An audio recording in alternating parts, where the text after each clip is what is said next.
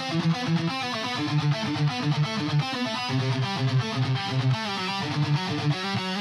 the void, where the warp winds howl, a fleet once noble, now destined to fall.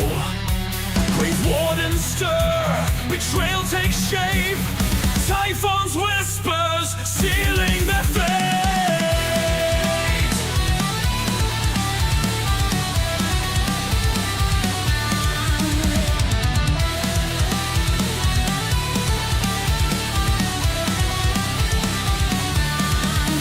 Navigators lost to the shadowed lie, a fleet adrift beneath a darkened sky. The warp's cruel grasp, unyielding and tight, chaos awaits in the endless night.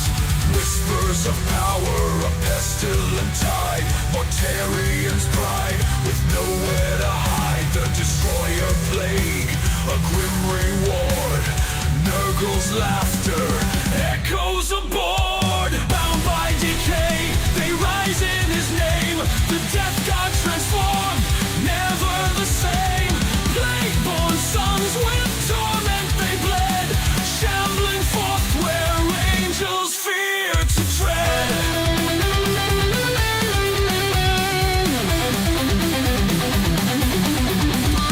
Mortarian stands, his sons by his side. Through agony storm, their oaths collide. Grandfather's hand, the pact is sealed. The legion reborn, their fate revealed. Rise in the armor, rot in the soul. A Primarch remade, his heart grown cold. In terror shadow, their war drums beat. Pestilent warriors, no chance of retreat. Through breach and ruin, their banners fly. With death's embrace, they'll never die. The Lion's Gate, where hope was torn. Dragontide's blade meets the Plague-born.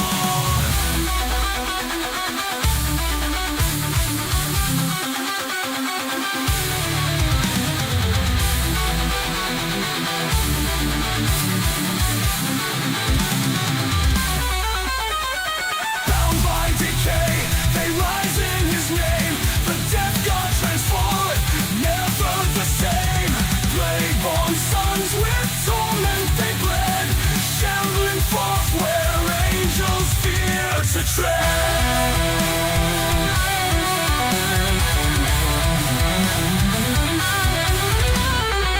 Typhus herald, chaos born, Mortarian's wrath, the plague sworn. In the warp, their legacy thrives, eternal servants where corruption lies. Mortarians fall, Typhus ascends, the death god song, it never ends.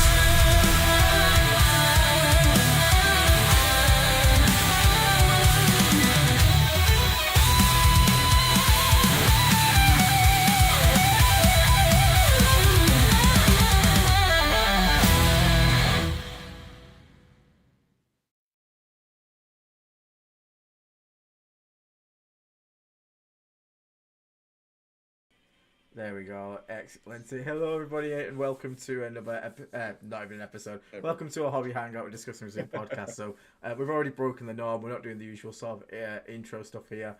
We're just here to sort of people who know how it works. We're here to have a chat, a hangout. I've got some painting to do. Dave and Will are here. They're not exactly doing hobby, but they're here to just chat the chat, shoot the shoot. But any conversation goes in this one. So if you guys want to talk about Death Guard, if you guys want to talk about Warhammer, feel free. If you want to ask us what we had for tea last night, feel free as well. This is kind Hey, of well, let's make one thing: no politics. Yeah, Nothing yeah. serious. We tend nothing controversial. yeah, so, we tend to avoid that stuff anyway. So yeah, we'll avoid things like politics where people's opinions can spark out into a full blood rage. So yeah. So, but yeah, so again, this is more for the members, this stream, sort of, and the viewers, just sort of having an interact, sort of get to know us a little bit more. Like last time, some people asked about myself and Dave's jobs and whatnot. So we're quite, we're happy to answer pretty much anything as long as it's not too personal, like, Aiden, what's your sleep schedule? Because the answer I just give you is fucked. So, but yeah, hopefully, I'm going to work on some painting while I'm doing this. I've got painting some rusted blades. A fun thing I thought we could do as well, if people are joining along and painting as members, if you guys post in the Discord on the Painting and Hobby channel, and you want us to look at it, let us know in the chat that you've posted it, and I'll pull it up on stream and you can show it off to the world, which I thought would be quite fun, because then you guys can show off all your work and your hobby goals and stuff, which would be quite fun for everyone to see. So, but yeah, part of that, how are you two doing, guys?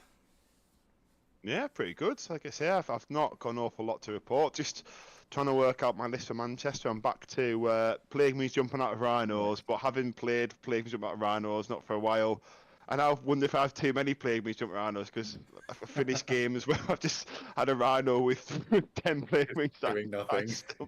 doing nothing. So I don't know if I need to look at change some different things or not. So I've got some things I might change. So we can talk about them maybe later in the stream. But before I go to that, or if we ever touch on that, if we don't just start talking about Netflix shows we're watching and things.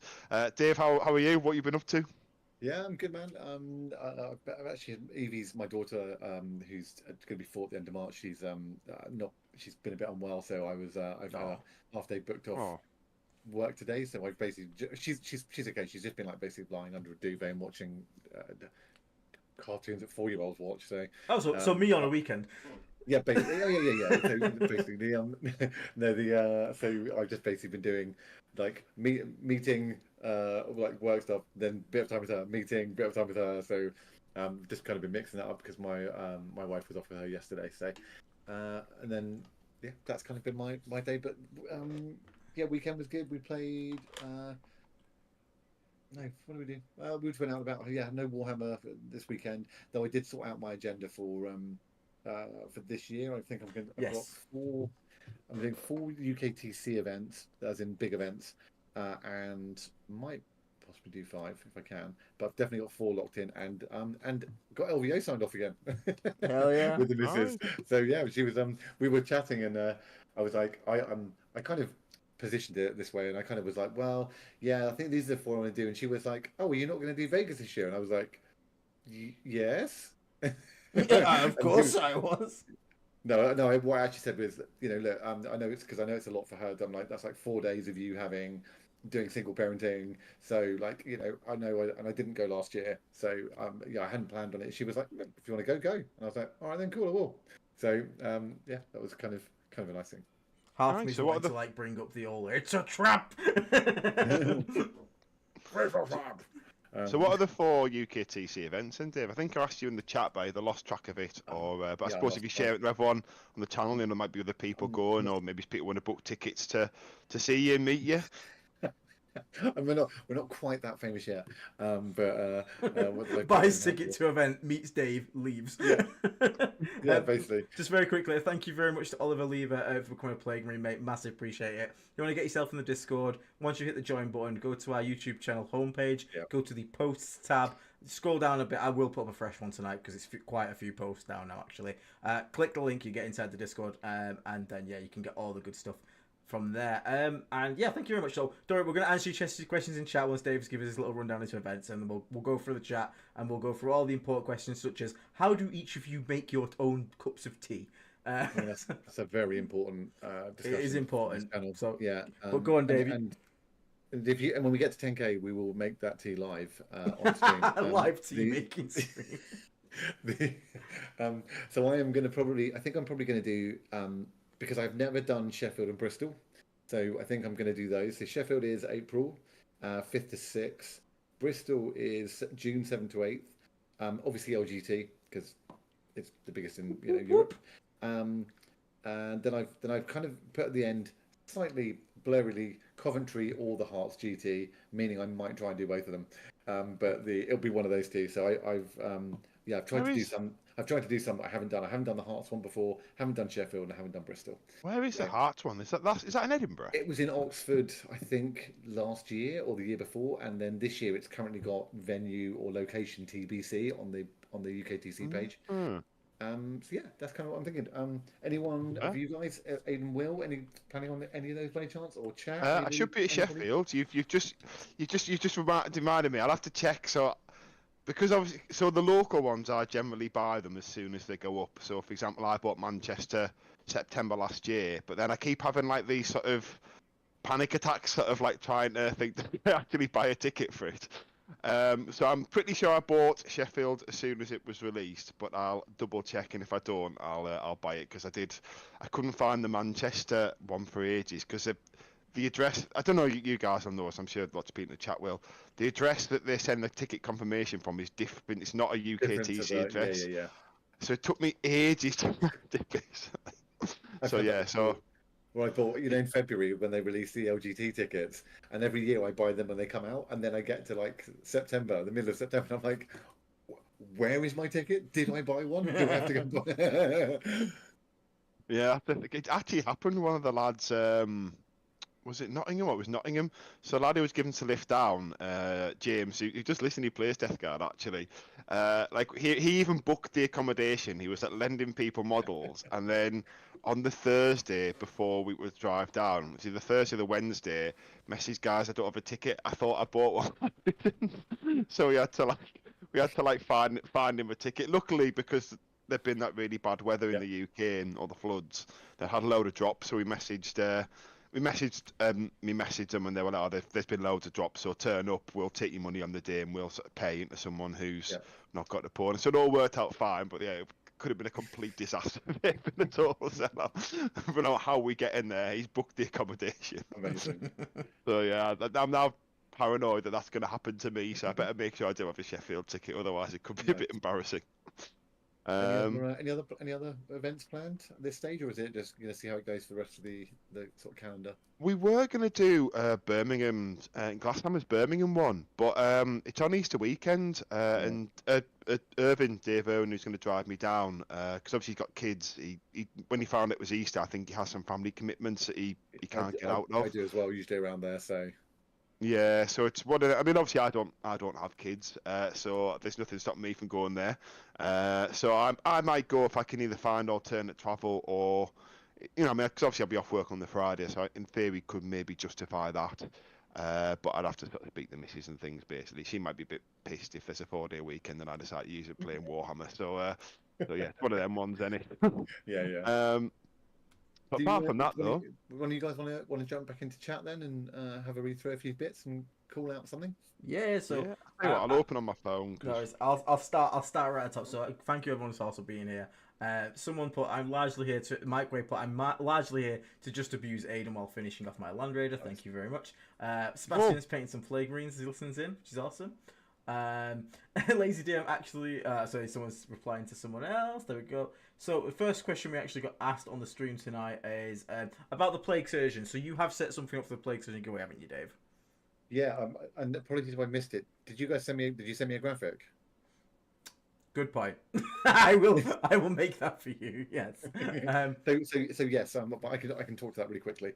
So we've set up I've set up a GoFundMe page. So as Will's suggestion, which was really good, is that to make sure we're not muddying any of our personal PayPal accounts or anything with it, is I've set up a GoFundMe page to support Shelter, which is a homeless charity in the UK, which just it's nationwide, and it's something I think that is relevant to all communities, and everyone can kind of understand why that would be a good thing to support. We will share a link to that when I get the graphic for it. It's going to be pretty obviously, but it'll just be, if you can donate to it, we'll share the link over a few kind of streams and things. Just whatever. There's no minimum amount. There's no, kind of us asking for, multiple things to get entries. If you just donate to it, you get entered into the raffle, and at the end of it, whatever we raise will automatically get then transferred from that GoFundMe page straight to the charity. So there's no kind of bits in between, and then somebody will get the man himself. Who's been the only model ever will be painted. The only model that will ever be painted. As I replied to Lazy, he was like, "Are you painting tonight?" And I was like, "No, those paints and paintbrushes went in the bin the moment I painted it." So but the one of a kind, which I will kind of sign very, very tiny somewhere just for a laugh, but someone will win the only model Death Guard Dave will ever paint. Damn, that's pretty impressive feat. Ladies and gentlemen, in other words, you'll ask me to make the graphic, Aiden. No, wouldn't do that. In fact, should I just do it directly? Now, will you please make You might as well at this point. So let's answer that all-important question. How do each of us make our own cups of tea? Because it's very important that people in the chat understands how we make a cup of tea. Like cups of tea in the sense of like. Do you put the bag in drinking tea, first? Does the obviously. milk go in once the bag's out? Do you do it? Do you have it Lord of the Rings style? Lord of the Rings You leave the bag in. Oh, That's dearie terrible. me. So I put the tea bag and the sugar in first, and then I stir it, put the water in, stir it, and then take the tea bag, then add the milk and stir it while adding the milk until it's the colour that I decide I would like for that moment. There you And go. how would you describe that shade of tea, Will? Depends, isn't it? Sometimes it's you never heard the terracotta's builder's tea. I quite like that sometimes in an afternoon, but then other times I'll have it quite milky if I'm just drinking it for the sake of drinking something, but I don't really want the caffeine.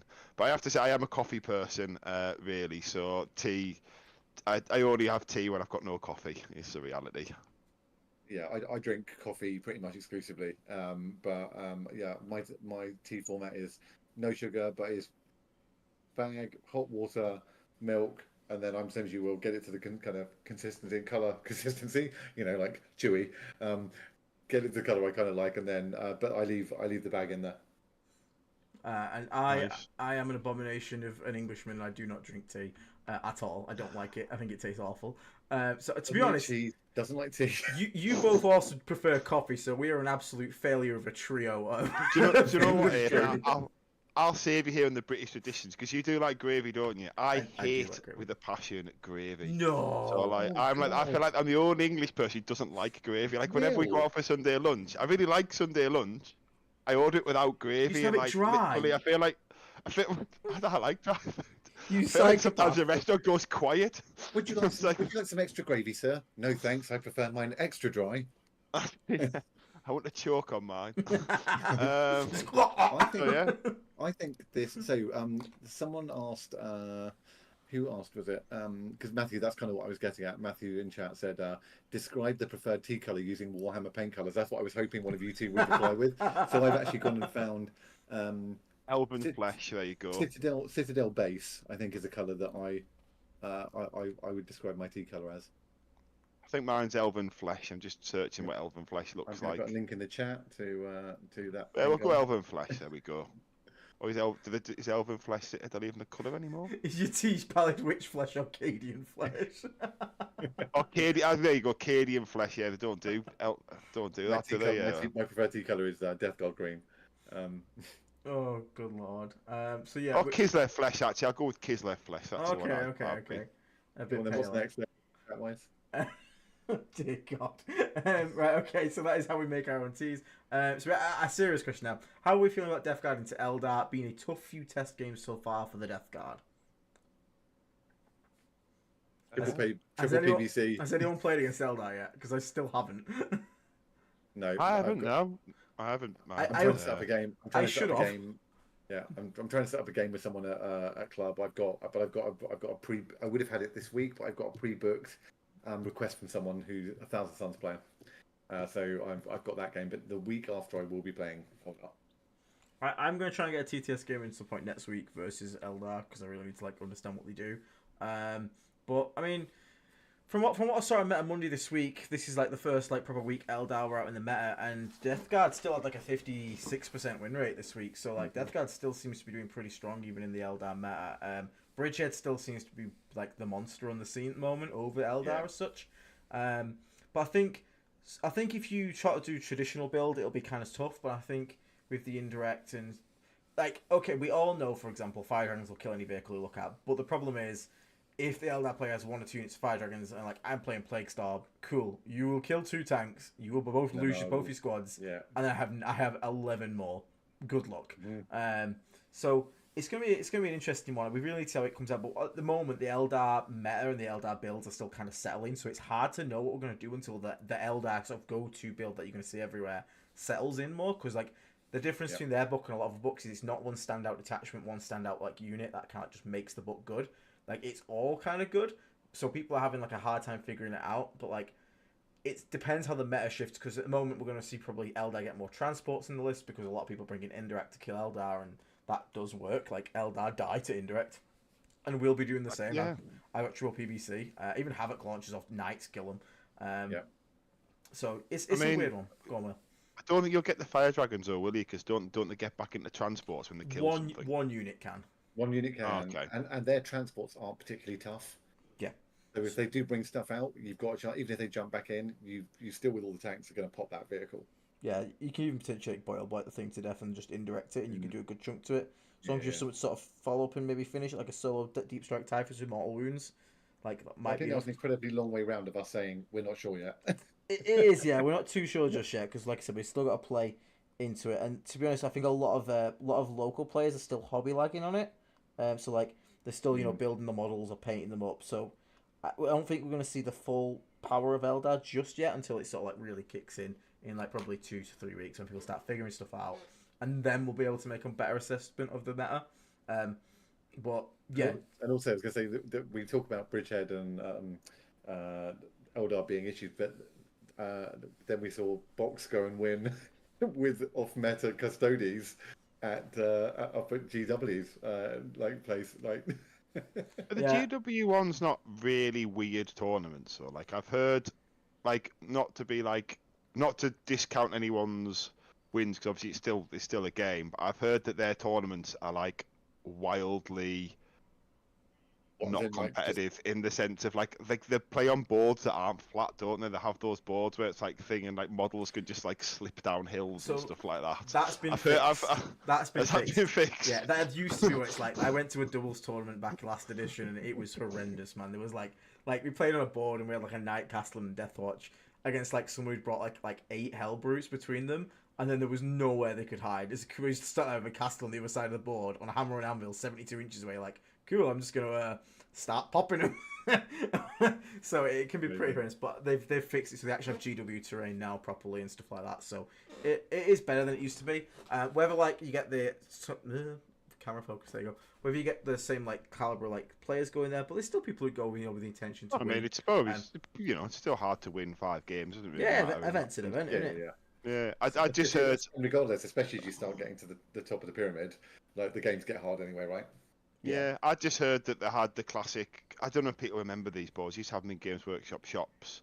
Oh, I know exactly what you mean. Buy them. You know the ones where it's like plastic and it's literally like the boards got like craters and contours in it, so you put models and they just literally slip down hills. Like I've heard people say if you go and play, they need to bring blue tack to hold your models in place. Yeah, and the terrain's not like functionally like balanced. It like the boards are made to look nice, so you've got like trees and sort of like ruins like laid out lovely, but like they're not near the objectives and things like that. But if they fix it with the GW terrain and balance formats, and that makes sense because I'd heard it was a bit like the old Element tournaments, from 8th edition where each table was just wildly different and you had no idea what you were playing until you walked up. So I'm glad that they've sorted that out then. Yeah, it's all good. Yeah, it was 60 players. Death Guard came third, didn't they? I saw that guy. Yeah, Jack Painter with Death Guard came third, which is cool. There was only 2 players who went 5-0. Was it Grey Knights that won? Yeah, Grey Knights and Boxy and went 5-0. What is in that Custodes list? Because I know obviously you did well with it. I'll read it out for you. It was. Is it the ITT one? Yeah, so Blade Champion, Shield Captain on Dawn Eagle Jet Bike, Shield Captain on Dawn Eagle Jet Bike.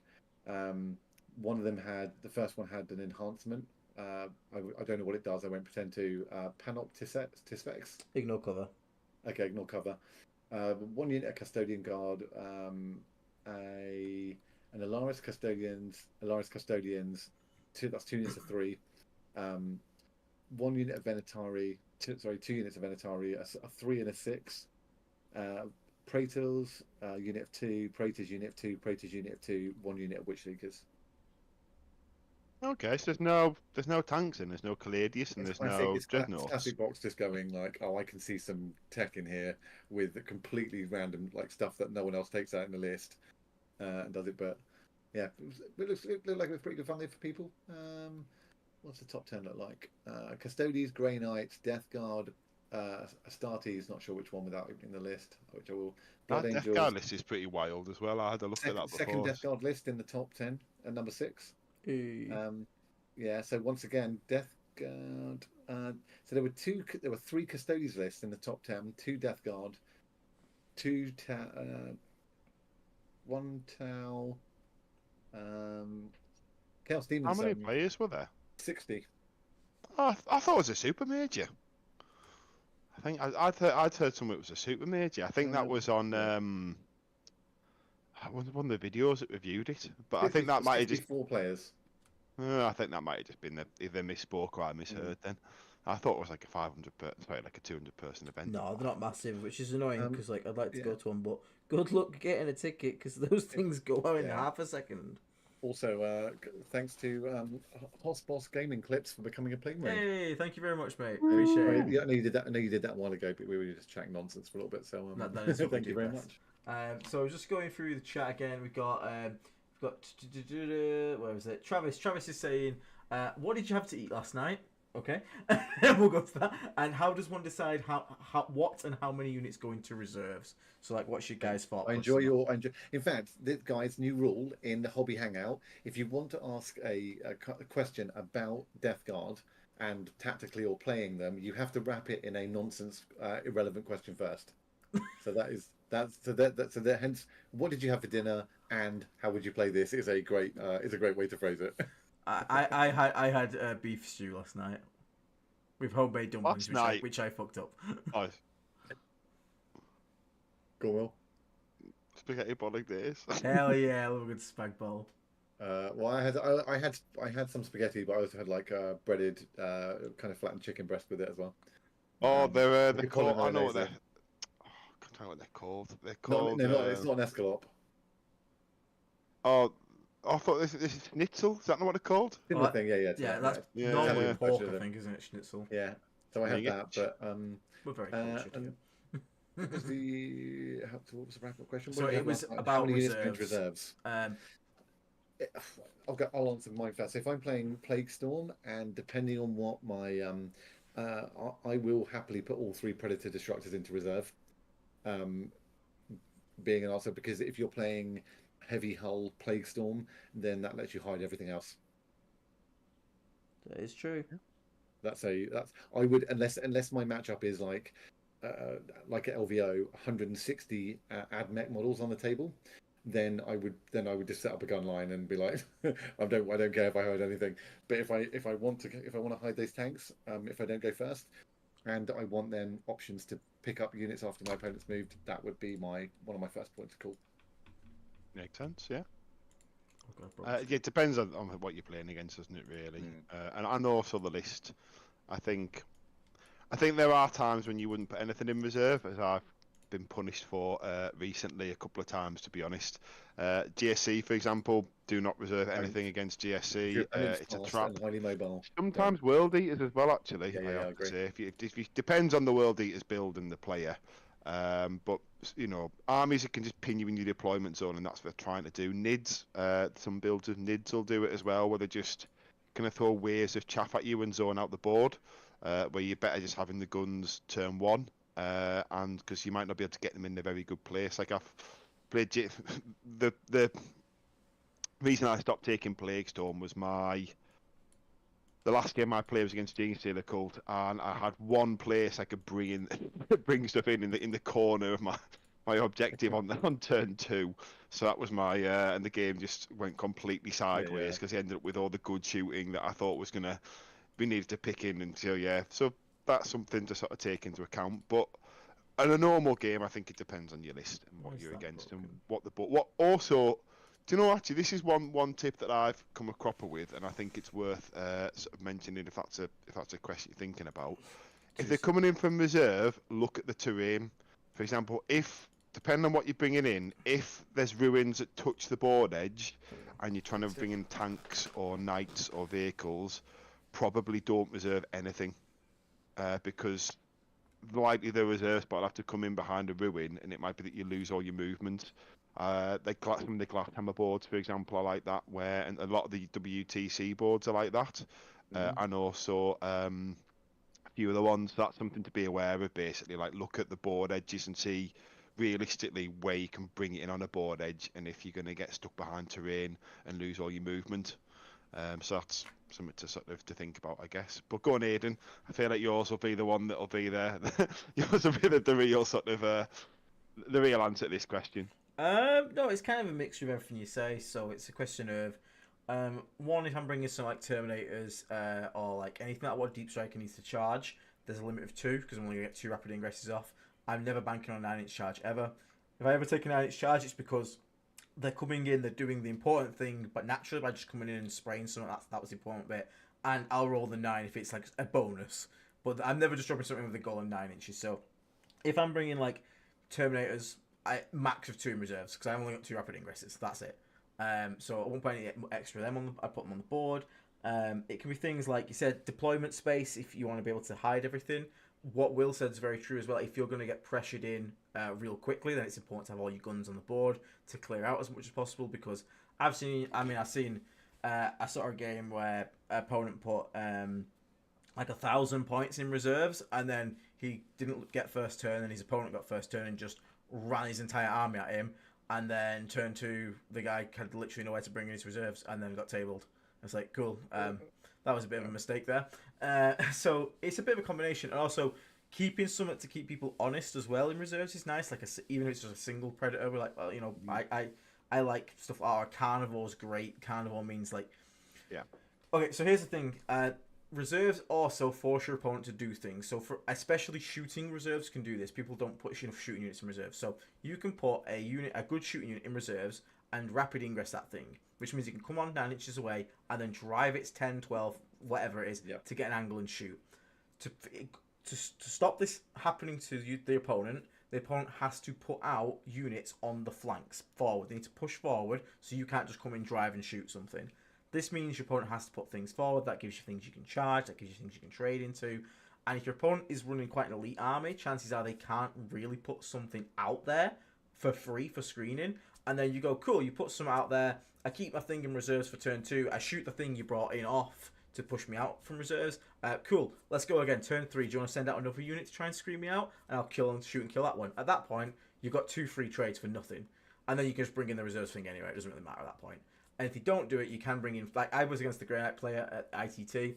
Brought in my heavy Predator Destructor from reserves on a rapid ingress. Because I spotted a part where basically I can come in 9 inches away from him. Drive up the 10. My barrel of my gun will look round a corner and see 5-man strike team that will hold an objective from behind a wall.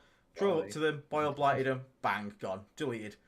Like, and again, the only way you could have prevented that happening was putting another squad out further than the strike squad, but then I would have just killed that unit for absolute free from the safety of an angle. So it's lots of just if you're not used to reserves, play around with it. Risk putting more in than you thought you'd use, even if it's in practice games, because practice games doesn't really matter. You can lose it, it's fine. And you'll start to understand, okay, that was a bad choice to put in reserves. Always think at the end of the game, was my reserves choices correct? Because sometimes it is, sometimes it isn't. Even with the Carnivore default goes in reserves, but when I was against those Chaos Knights and when I was against those World Eaters, I did what Will said. That thing was a linebacker. That thing deployed in my deployment and was like, which way are you going, Angron? Which way are you going?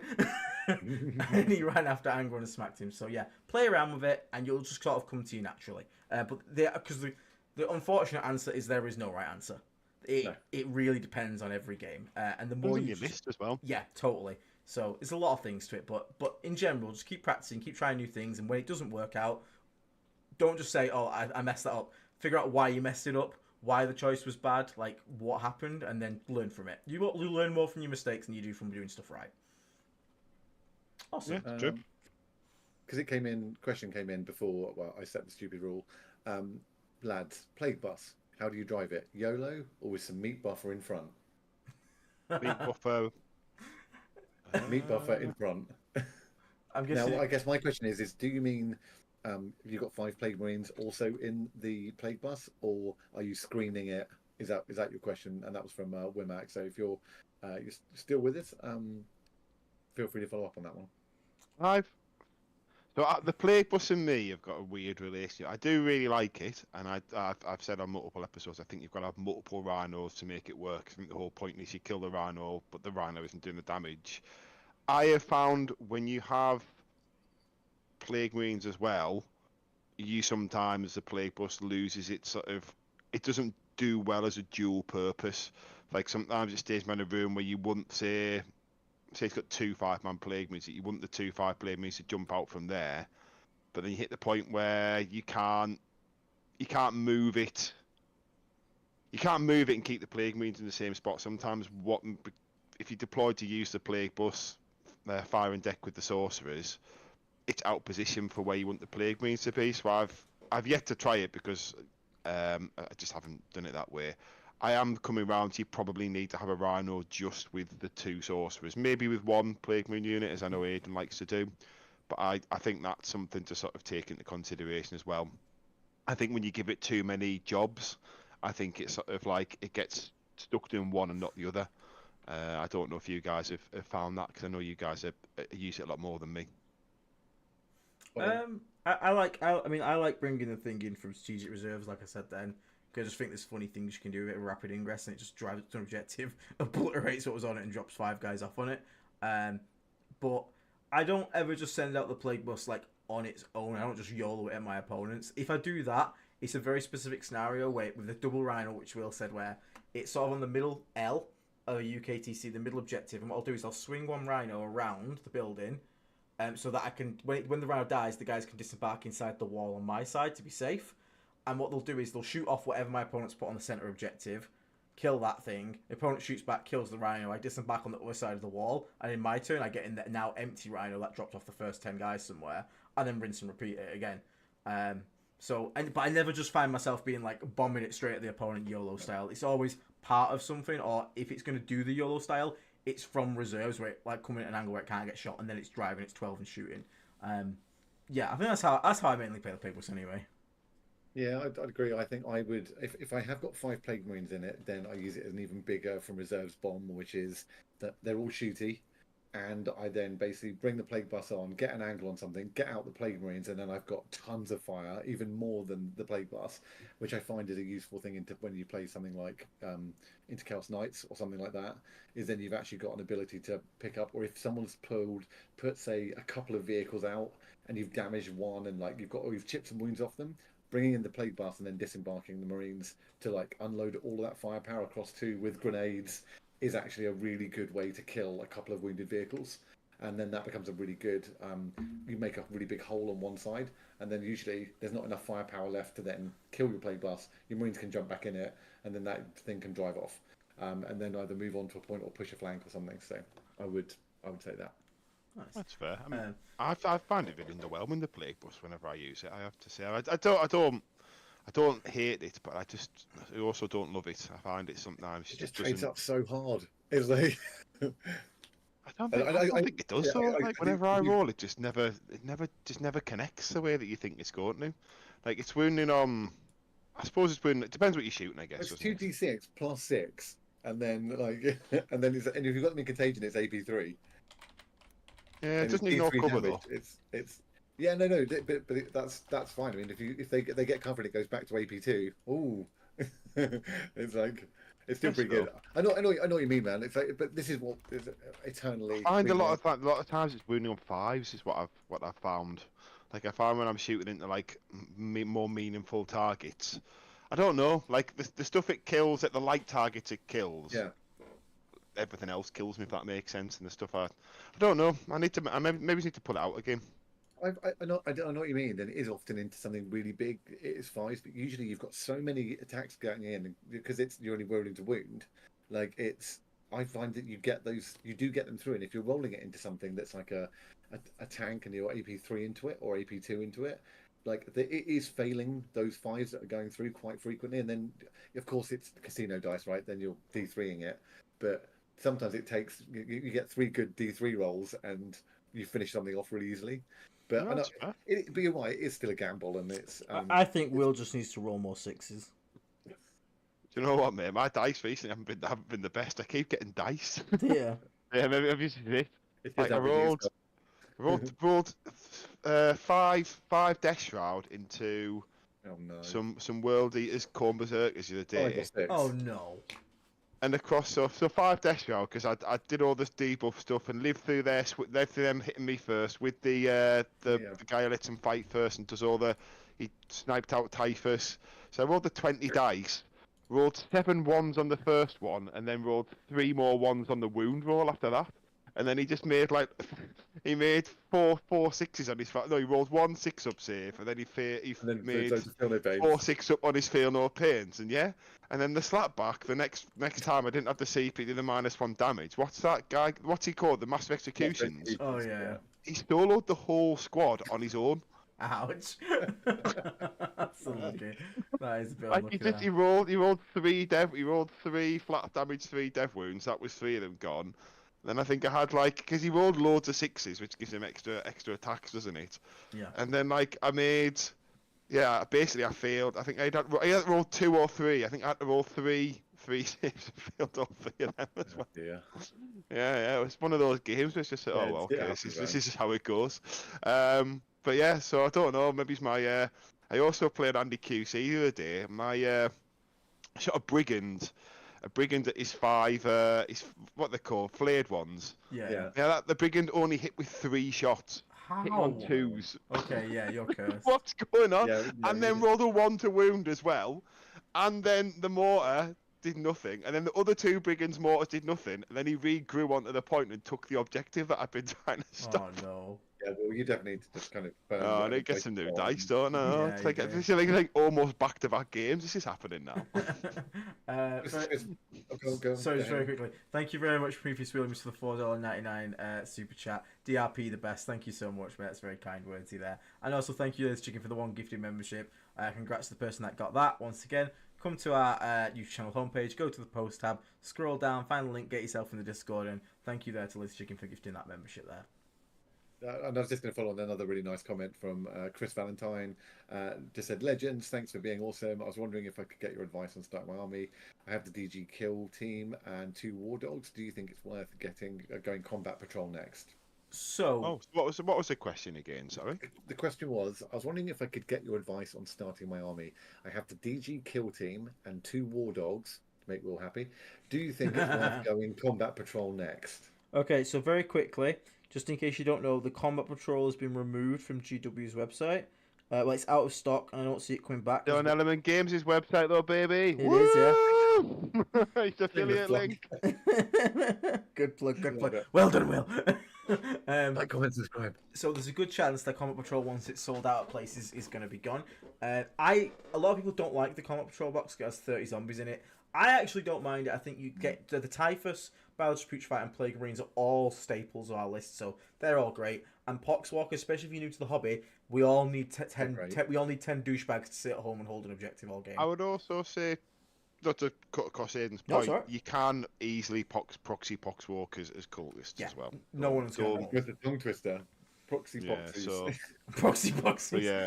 So I think if you don't have any Death Guard collects, if you just have 7 Plague Marines and 2 War Dogs, I think the Combat Patrol makes sense. Yeah. But I wouldn't recommend the Combat Patrol to someone who had a little bit more stuff already, because the Combat Patrol, for example, if you already own Typhus, instantly don't buy the Combat Patrol. Is the harsh reality. Because you're just buying Poxwalkers and Plague Marines, and you're going to get more Poxwalkers than you probably wouldn't. Pending, of course, the Codex, because the other side of this is we don't know what's going to be good in the Codex. Terminus S might come back, and that might be the best build, and all of a sudden everyone might be scrambling to try and get 90, 100 plus Poxwalkers again. Already and then got if 120, baby! Yeah, I've got 120 as well. I think I've got about 150 actually. Look at that dedication. I bought 30 more to repaint, so I'm on the 150 bandwagon, Will. Yeah. I think most of mine are painted though, but hardly them painted by me. I think I paint about 30 Poxwalkers. I buy ones that are like alright painted, then I touch them up, but then I've stopped touching them up, and they're just, some of them are an absolute mess. Stop touching up your Poxwalkers, Will. It's very inappropriate. Yeah, I think Chris, so what I would add to what the guys just said is buy, just as you're collecting, just buy bits that you like, and expand it. Like, try and if you can, try and get bits of like everything across the range, so that I don't know if you're somebody who's planning to have multiple armies, or if Death Guard's going to be your main for the foreseeable. If it is, just try and I think spread your utility across different areas, but get some Poxwalkers, get 10 Plague Marines so you can run a 5 or 2 5s or a 10. Get a couple of Rhinos if you can. do have a PVC or along the line, or or get a couple of drones first, or just here's a great easy answer as well. And we always say this, especially people who are new to the army or the hobby. Do you like what's in the combat patrol box? If yes, get box. It's that simple. Rules change all the time. Yeah, go for it, Will. Go on. Can I make another suggestion? And this is going against what I said before, because obviously a lot of people do buy new models, but when you're starting out where you are, you don't have to buy new models. No, for example, go on eBay, do a search as Death Guard, and then put the search price highest first. Scroll down, and then quite quickly you'll see the bundles, and you might find someone selling a collection. For example, again, this is kind of going against what we do with Element and stuff. But for example, it's about 90 quid for the Combat Patrol, I think. If you scroll down there, you might find someone selling a Combat Patrol plus some other stuff for 90 quid that's kind of either painted poorly or just built and undercoated. If you've got nothing, that's a better place. And then once you've got that, then you can start buying boxes because you've got a better foundation. So it's just something to do. The same with Facebook Marketplace, because I would say if you don't have anything, I wouldn't say it when I'm at work, and I never do, because obviously, when I've got that sort of top on. But you're probably better starting an army with a second-hand collection and then buying from there, because it is an expensive hobby to go. And if the army that you buy second-hand's already painted or half-painted, that's another head start, and then you get quicker into actually having games. Because buying a 2,000-point army, building it all and painting it all, before you've built 1,000 points and painted 1,000 points, a lot of people, I think, have lost interest. It's the harsh reality of the hobby, because there's a big entry. It's a big, not pay to play, but entry level, to get going. And I think if you can get a head start with a second hand, army just as a foundation, I think it's better bang for your buck. And especially if the other side of it, if you've only got that many units, you obviously haven't played many 2,000 point games yet. You don't know what you actually think of this hobby. If you bought it second hand, you play a few games, not for you, you can probably sell it for what you paid for it, if that makes sense. And you can go out a net even. Whereas if you buy new stuff, you're not gonna, you've already lost money, if that makes sense. Because you're meant to have to buy new stuff eventually, but you don't have to do it straight away. It's the fair and honest answer. Nice. So we got Chris Bailey saying, I feel like the UK with tea is similar to us Americans with IPAs. Nobody actually likes it, but we all pretend to because we're supposed to. That's a fair point. Oh, I don't know. The IPA thing. I like IPA, the IPA thing's rampant in the UK as well, by the way. Well, that's a real, real ale pubs and things. So yeah, I do quite like it though. I feel like maybe it's the US or something. Maybe we've got terrible taste buds. I don't know. No, it's because I'm going to say something really controversial here, but having been there loads of times, it's because, genuinely, no offense to our US viewers, but everywhere's full of light beer, which has got no flavour to it whatsoever and no taste to it whatsoever. But I'm glad IPAs have made it over there. But then no wonder you guys don't like it. You're like, hey, this stuff tastes weird. It's actually got flavour to it.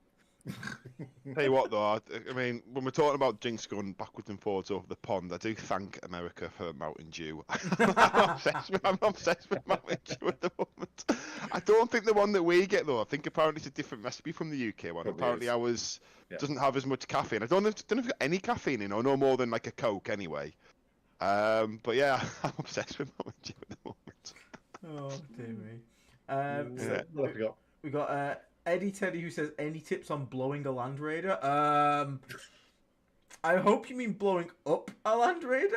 I don't suggest you perform any acts of that nature. Spit and effort.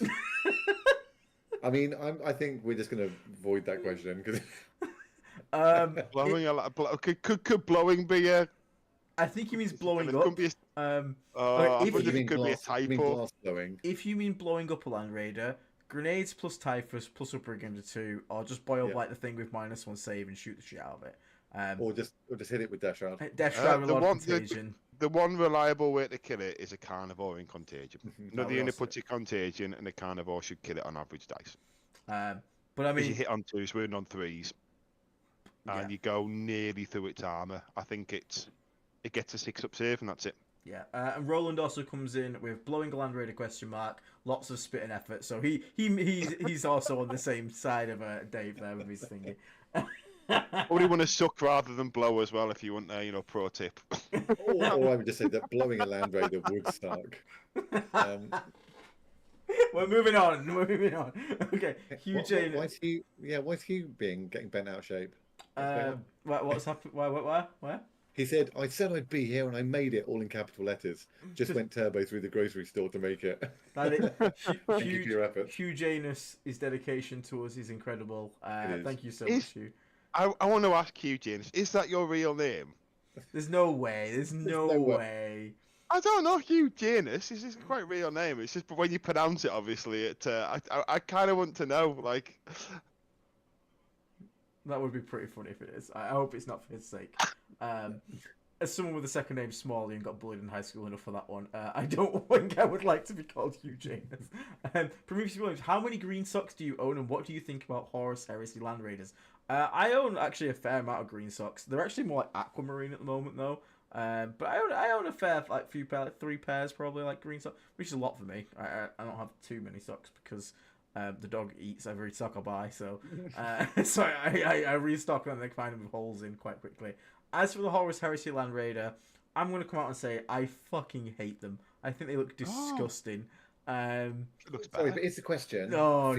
The use in 40k, or do you just hate it? Oh, actually, which 30k Land Raider? Because there are some. I don't like the one with the weird front thing that sticks out in front of the tracks. I like the one that looks like the old one where it's like. No, that the one looks. No, that's why I hate the squashed one. I hate the squashed Raider, the old one. I don't mind the Spartan with a bit of at the front. I don't mind that, but like the squash Raider, it's Spartan's the worst one. It's like really pushed in together. Oh no, it just looks like a child's toy. It's like, wee, I'm a big. Yeah, and also like I've seen people trying to proxy them for 40k Land Raiders. They're like like a quarter of the size. Mate. It's like a. They just chop the front off.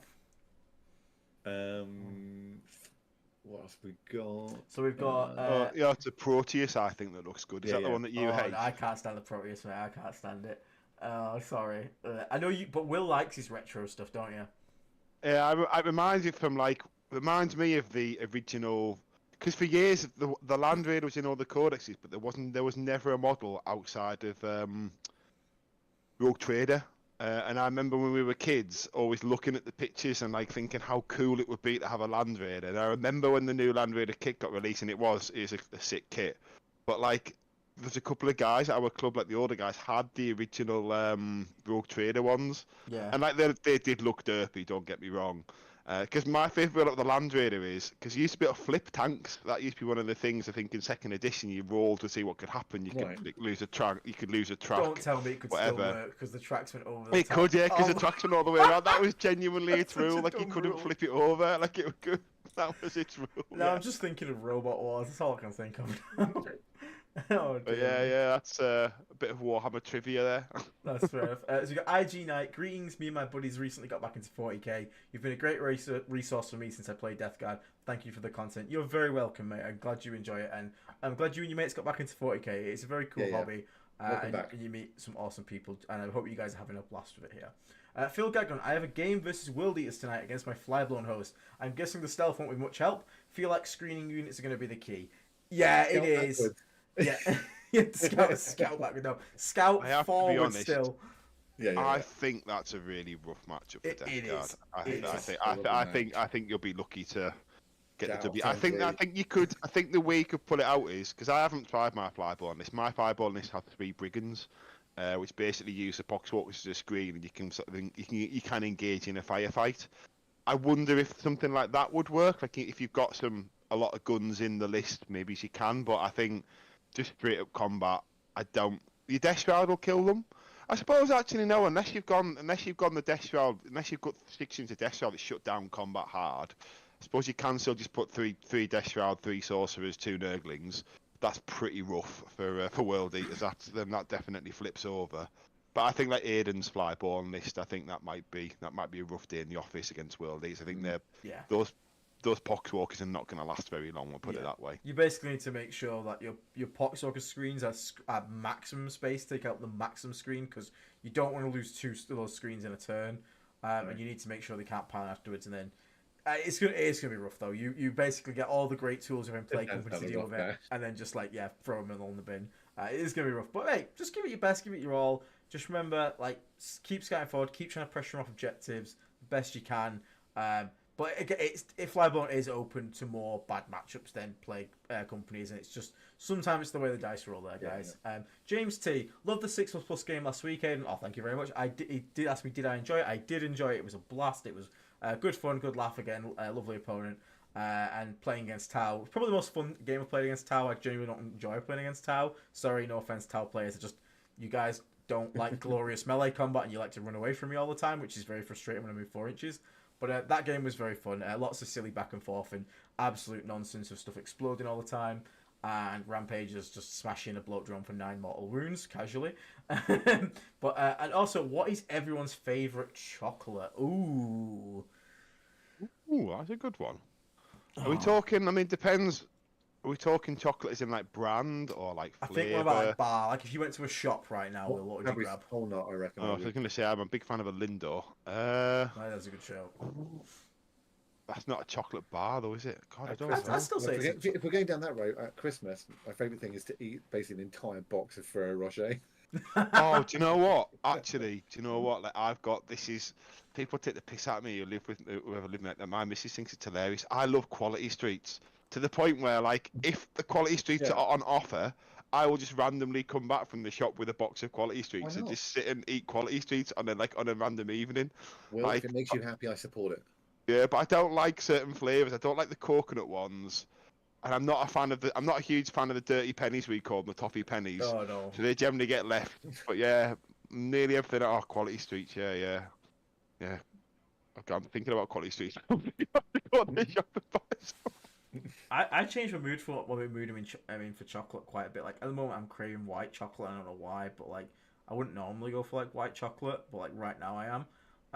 But like I quite like I like a lot of things. Like I like Aero Mint, really like that. I like cream cheese. A random dime bar every now and again, or whatever it's called now. Yeah. Oh, I like the Cadbury's chocolate with bits of dime in. That's pretty good. Nice. I like the Cadbury's chocolate with the weird popping candy and the jelly pieces in it. They're fabulous creations. Oh, medley. Yeah. Medley. Yeah. I like that. I like a weird load of stuff, but yeah, it's you know, I think. Question for our US audience is: have you tried English chocolate? Have you tried real chocolate? Is what he's trying to say. Have you actually tried chocolate ever? Cadbury's do exist in the US though, don't they? Now I was on a. Cadbury's was bought by Kraft Heinz, which is a big US massive supercorp, and they did try changing some of the recipe for it, but I don't believe in so they don't make the chocolate bars made by Cadbury in the US are made the US way. They're not made like using our methods. Okay, American viewers, please don't unsubscribe for this, but I was so excited to find an American candy shop in the UK. I went in and I bought tons of stuff. I bought Twizzlers. I bought Hershey bars. I bought Twinkies. Hershey's a quality. And the only thing I can stand, the rest of it went in the goddamn bin, was Reese's. I like Reese's Pieces and stuff like that. Right. But Twinkies are disgusting. No, Hershey's a quality. No, Hershey's white chocolate Hershey's with cookie bits. No, maybe white chocolate, but the normal Hershey's, mate. It was like imagine a chocolate bar, and then you took everything that was actually chocolate out of it and just left me with some chemical bar. That is what I had. Oh, it's like white, the white mice we get in the UK, like the penny sweets. It reminds me a little bit of that. But do you remember the really cheap white chocolate? I know what you mean. But I said the Twinkie was the worst, mate. I couldn't even finish that. It was like what? It was like cake with like cream in it, but covered in like it felt like it was like been soaked in syrup. It was like sticky to the touch. It wasn't it, boys. I'm sorry. And also, just to make sure that no one thinks we're hating on US foods and stuff here, one of my I had like breakfast with Damien, one of our members in Discord. Going to an American diner for breakfast, like Blueberry Hill in Vegas, is like one of the things I most look forward to about going to LVO. It is the most amazing breakfast of all time. So I'm would hands down go and have. If that place existed here, I would be eating in it way too often. I'd like to say I'm quite a fan of all these things. I've had Twinkies and stuff. I quite like them. The thing that the thing that I really don't get, and this is in the UK now as well, is like bacon and pancakes. To me, like these are two things that just don't. No, don't touch. I actually don't. But like I know. Look, my brother loves it. Like my brother. Bacon does go with pancakes. I'll give him that one. Like I like bacon. What's it? Bacon, chicken, and waffles don't know if you ever tried that, like the sweet waffles with bacon, like southern fried chicken and then golden syrup. I've It's seen it on really TV. good. It looks really weird to me. I love chicken and waffle, like southern fried chicken, bro, with like a waffle and like with honey on it is just so good. Oh, I also accidentally went into a shop the other day and I bought a Fanta, a yellow Fanta. So in the UK, yellow Fanta is icy lemon.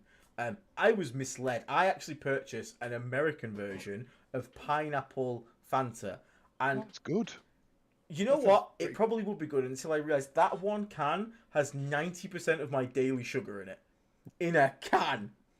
What are you guys drinking? The peach one's really good. Peach Fanta's good as well. Taste of one thing, and you know, it's like if someone gives you a coffee and you were expecting tea or something, and that first sip is like super weird because your brain is already anticipating that flavour. Did you have that with that, Aidan? Was it like you were like Fanta orange or whatever? Yeah, I was so confused. It was the smell that hit me because obviously got a massive whiff of pineapple. I was like, what the fuck? And then I was like, oh, it's a different thing. And I sipped it and it was like, it actually tasted very sweet and like very pineapple. I like pineapple, but I couldn't drink it because I was just like, that's just gonna kill me. Like, there's so much sugar and I'm gonna die.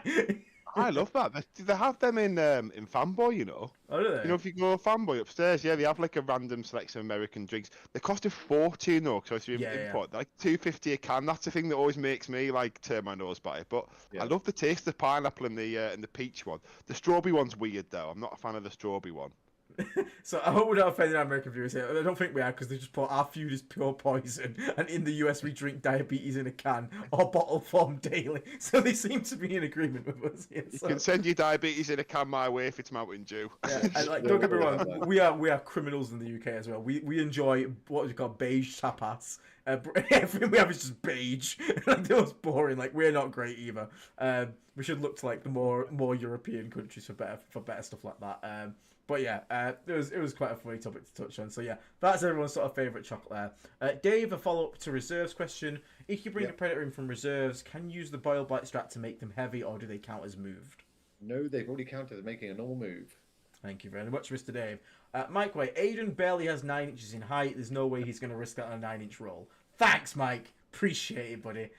You know how he measures how far he is? He just climbs on the table and lays down and like... 9 inches away. Like, am I in range? He's like, no. I'm like, oh, damn. Dave Irvin's like, get off the table, Aidan. Stop it. Never. We had a poll up for a bit of someone's opinion, asked everyone's opinion on blight haulers. 68% of people said yay for blight haulers, and 31% said nay. And you know what? I can see that. I think blight haulers have grown on me. I think if we did a tier list again, I'd move them up. I still prefer bloat drones. Yeah, but I think blight haulers we may have shat on a little bit too hard there. I just wish they had. I fully credit Will for that. For sticking with that. You made me take some to events and actually use them. They would have still been sat on my shelf otherwise. So agreed. Yeah, so a chance to play them. Well done, Will. Well done, blight hauler, Will. So then we've got some people talking about painting poxwalkers, which we were talking about before. What flavour of cheese do you think the moon is made out of? And how should I help my 3 pals new to the game learn? Unfortunately, they've bought Necrons, Grey Knights, and Custodians, but at least you no can't help Tau. them. He didn't buy Tau. He's just clarified they didn't buy Tau. So first question: the moon is clearly a giant mozzarella ball in the sky. I will not hear anyone else's opinion on that. That is fact. Will and Dave don't answer. I will not stand for anything. Plus, I hate any of the it's Wallace and Gromit. You see Wallace and Gromit, and it's cheddar. With the Jacob crack and everything. It's probably means nothing to American viewers. Wallace and Gromit, just Google, YouTube it. YouTube Wallace and Gromit go to the moon, and it'll all make sense. She's just moved. Death Guard Cat was just like running around like a maniac on the floor. You guys can't see it. Will and Aidan probably could have, but I saw it. I just tried to move it, but she was just then like doing that thing, they like jump in the air and act like they've just seen a ghost or something behind them. She was just like, and then just casually just strolled off, like doing nothing. I hope the chat. This is exactly what the chat wanted. This absolute nonsense talk that's going on. I hope you guys enjoy it. I mean, the viewer count seems steady, so I guess you members are enjoying it and just wondering what the hell they're going to say next. So that's nice to know. But in order for you to help your 3 pals new to the game learn, I mean, obviously, if you're a comfortable player, you could try and tone it down a bit. If you're like, make sure you bring in like lower power lists. Don't jump them in too far on the deep end is the best way to make people learn. Just start at small points, but also explain to them the game's not balanced around smaller points.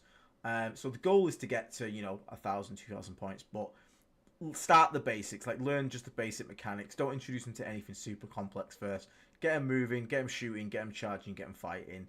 Start with easy objectives, like here's an objective, one on the side, one on the other side, let's just fight for this.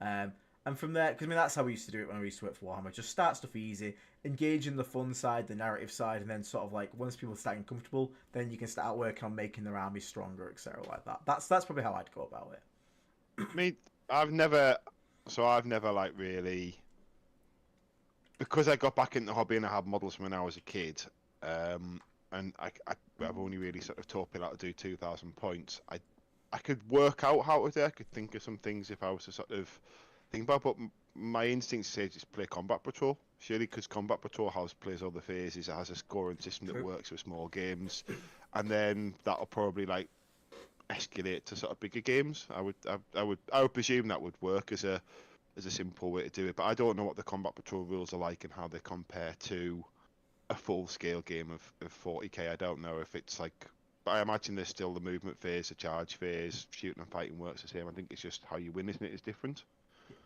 That's Yeah, true. I mean, I would say get them to play together, like as well. Regulars are starting to learn the basics, so they're kind of moving at a pace together.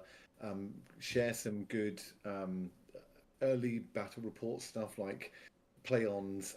Learn to start playing 10th. Like quick video, which is literally super basic, and and will help them get some of the other bits down. Maybe I'm sure you have done, but set up a WhatsApp group as well for that group, so that people can ask questions inside it, like, and between themselves can be like, oh, I was trying to do this, I read the rule like this kind of thing, and you can obviously help on that front, and then everything else the guys have said, needs them into it. Do you know what else might be good? Arrange a game where they play each other and you don't play. You help them play their turn, and when they're playing their turn, you basically play the turn with them, explain what you think they should do, but then let them sort of make the final decisions. So if it goes here, you could do this, but if you stay here, you could do this. You decide which one's better, and then that might be a good way. So then they can sort of do that a few times, and they get the feel for it, and then sort of build up from there. Might be something to do. Nice. The other massive piece of advice I would give them is, because the biggest thing I found with, I've only been playing 4 years now, whatever, or 3.5 years, but is when I see newer players playing at club, or the people that don't play competitively struggle to play quick. And the number one thing about like helping you get through that is tell them to just roll dice in their spare time. Like if you've sat at desk like in between a job or you're waiting, it's like to learn if something is higher strength than my, higher toughness than my strength, it is a 3. Or if it's, whatever those rolls are, just get them to practice rolling dice and mentally getting that over that. This is what the equation is to know if it's a hit or a wound or a miss or a hit. I found I did that for months, like just casually and stuff, and I found that sped my game up so fast. And just kind of really helps them when they're playing into other more experienced players to kind of get the game kind of flowing. Nice. So next question we got is, maybe this question is too close to politics. What's your opinion on 3D printed models and armies? My personal opinion is, mate, it's your hobby. You do what the hell you want. It's not politics at all. You want to go buy GW models? Feel free. That's what I do. I don't 3D print anything. But if I was to come across an opponent who's like, hey, I 3D print my entire army, mate, I do not care. Like, cool. It doesn't. The only thing that 3D models are going to stop you from doing is playing at a Games Workshop event. Yeah. Yeah, I mean, but most tournaments aren't. Most tournaments in the UK are not at Games Workshop events, so do what the hell you want. Basically. One thing I will say is, at least if you're going to 3D print, please at least make sure all your dimensions are correct and stuff, because it's. Yes. I have played against like a very badly 3D printed where you can see all the lines and everything and all the scales wrong. And it was a meta chasing army, and that feels a bit bitter in my mouth. I'm just like, I'm not sure like that much. I won't say anything, obviously, because I'll just beat you on the table. But yeah, it was a bit thingy, but it's in terms of like, because like a lot of people 3D print like bits and stuff off, and I totally get that. And so I'm not too fussed. People have like there are prices to work within, ranges, and some people can't afford like everything brand new. So I'm not too fussed. Just for me personally, just make sure your scales are right and what you're working with, and don't be doing it just like getting advantage in meta chase if possible. But yeah, go on, Dave. Learning to play the game, I've got no problem at all with people proxying anything or like playing stuff. If you're playing like casual games or a club or stuff, people are learning, or you're starting out and like the guy said, it's a really expensive hobby. and I get that bit. But if you are in the tournament scene and you're taking this, you're especially as if you're mid tabling upwards, seeing people with like 3D printed stuff that like just is barely passable for what it is and barely paint stuff. I have a real problem with that. I'm like, especially if like I'll give you this one, Dave. I got really irked playing against one of my opponents because he was playing. All his sisters were Penshu with cheerleaders, and I was just like, "What?" I was just like, they don't even like remotely look 40k. LVO, I was just like, I saw on a table near me at LVO someone using a Quinjet, a 3D printed Quinjet from Marvel event from the like Marvel universe as a flyer. Yeah, I was like, I mean, not even close dimension wise or anything, but like irrelevant to that. I don't know. I just kind of think if you're playing at that, I think if you do 3D print it, like dimensions at the minimum of like got to be all spot on. But I don't know. There's a bit of me that's a bit like if 99% of the people in the room are using the official models to play at that level and have spent time playing stuff, and then a little bit of just like, oh, I'm just gonna have these kind of like scrappy kind of versions of it made. It's not me. It's not for me to tell people they can or can't do that, so I wouldn't. But I personally would find it a bit irksome. I don't mind it at all. Like I wouldn't encourage it, but I wouldn't discourage it either. Like loads of people have printed models. I think as long as it's clear what they are, as long as because people like sometimes like Aiden give the example of the cheerleader. Some people do it on purpose, and I know there's 3D prints out there where the whole point of it is, to have like a silly arm in it. There was naked custodians, wasn't there, for a while that people would sort of run like this, like jokingly. Do you know what I mean? So I think stuff like that's fine as long as it's to the right scale and it's clear. Like I think the problem when you have it is when the whole army's like, like say it was Shark Death Guard and the Great Whites are this and the Hammerheads are that, and it's like, well, how's your opponent gonna know that like the Great White is? Do you know what I mean? Like, I think stuff like that gets a bit much. Obviously, I have the original Mortarion, and that's been a cool bit. And the only model I own that I have put on the table is this version. Oh, that one. Yeah, I've seen that one. Is that Creature Caster or is it just a 3D print? No, it's a 3D sculpt I found on Etsy, which I had commission painted. So it's like, the commission painting cost way more than the model did, but he's on the right size base. He's actually a bit bigger than Mortarion in height wise, and and wingspan is very. I've positioned it so it's as close to that as possible. Yeah. And I checked when I took it to LGT, not last year, maybe the year before, I contacted the refs and the umpires and said, this is the model, here are the two of them photographed together. And I actually took both models to the event in case my opponent said, I have a problem with that. But I made sure everyone knew I had a copy of the email to say that the refs have approved it and stuff. But that's the furthest I've gone in terms of putting something on the table. If you're going to bring a proxy model, get permission first. Don't just shut with it. Ooh, actually, I go the other way on that one. This is controversial, and I would say it's easier to ask for forgiveness than permission. If your proxies within reason, for example, like Dave's example, that more iron, I would not even ask. I was put on the table, and if someone said, I would just be like, look, mate, like, do you think this is going to swing the game? Like, this isn't going to change the outcome. Yeah. Like, for example, a Poxwalker as a cultist.